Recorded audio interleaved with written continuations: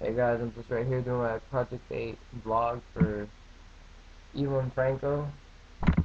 We had to read 5 small chapters, which were actually significantly easier to read than the first chapter and made it easier to understand what they were talking about.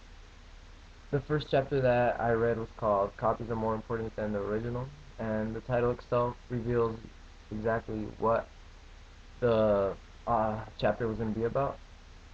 What Ewan Franco did was he illegally downloaded an exhibition called Surface from Hell.com, and they republished it on their website called 01.org. And the reason for doing this was because Hell.com had password protected this exhibition for their own reasons, and Ewan Franco saw it as an opportunity to make a statement um, in regards to copyright and ownership and these conflicts that occur on the internet. And that was even before today, where we could bootleg movies and stuff like that, download music illegally. And what they were trying to say by doing this was that art or anything on the net is basically impossible to keep under copyright, and it shouldn't be kept under copyright, because then that leads to the commercialization of the internet and art on the internet, which they were strongly against. And what they were saying about copyright and ownership is also that users can do anything with something that's published online, and someone might not ever know about it. But then again, if they do, what are they gonna really do about it? Like, unless they're a giant corporation, they could sue you. But what's the gain out of that? I don't think the internet should be a closed system, and that's how they viewed it as well. Because by having something password protected and under lock like that, you're limiting some people. You're limiting the art to only a few people, and even Franco felt that's not how it should be. And some of the differences between hacktivism and what they did was that they didn't really change anything of the original exhibit. They just wanted to republish it for more people to actually see it.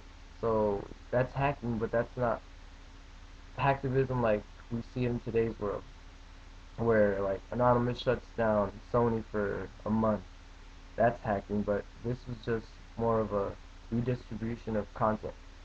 Uh, the idea that they created in this chapter was also that the beholder becomes the artist. You could publish, like an artist could publish their work online. We manipulate it in a way that it becomes art. So now we are the artist and they are the beholder. And that's another key point that they drove by doing this. And this isn't hacktivism because they're not acting against a single company.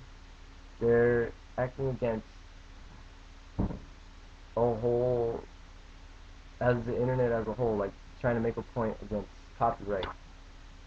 The second chapter focused on the Nike Ground project, which we all know what it was about, where they put this info box in the plaza in Vienna, and they said that it was going to be known as the Nike Plaza, and that caused quite a stir. So I wasn't really offended. I actually thought it was pretty funny that would happen in our days, like in America. We found out that something was being called that. And this actually reminds me, I don't know how many of you guys saw the movie Basketball.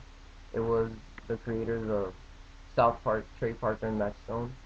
And they poked fun at the idea that um, even public and government buildings are becoming too commercialized. And one of the funny parts was when they spanned over to the stadium, was called something like MaxiPad Tampon Stadium, which is pretty funny, seeing as how I don't know how anybody would ever agree to name their stadium that. And I think it would become less offensive for someone who did find this to be an act of art, because you know that art is trying to make a statement, so you would find it less offensive. It also reminds me of a Simpsons episode where their church becomes so commercialized, like with billboards and advertisements in the church, that Lisa, the main character, she decides to convert religions. Like, how could this be happening? And that's how the people of Vienna saw this erection of Nike's swoosh sign in the Plaza to be. And the next um, chapter focused on Second Life avatars and how they're viewed in and out is a result of reality versus virtual world. And they're similar because avatars are meant to relate to you. So you usually try to make it as close as you can. Like you try, if you're a male, you make a male avatar. You try to focus around your normal appearance, but then again, some of us exaggerate our. We just in our avatars we put what we want us to be like. In a game, I don't know if you guys play games, but you could create your, let's say you're playing a basketball game, you create a basketball player. You try to make them as best as you can. You try to make them as tall as you can, even though in real life you might not be that tall.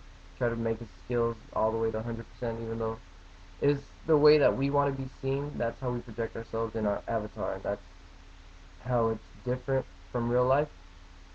But um, it's your projection of your identity in the public space. So someone might create my, like, let's say I was creating my own avatar for myself. It might be something completely different that, let's say my mom builds an avatar as what she views me of. So that might be different. And that's what that chapter was about.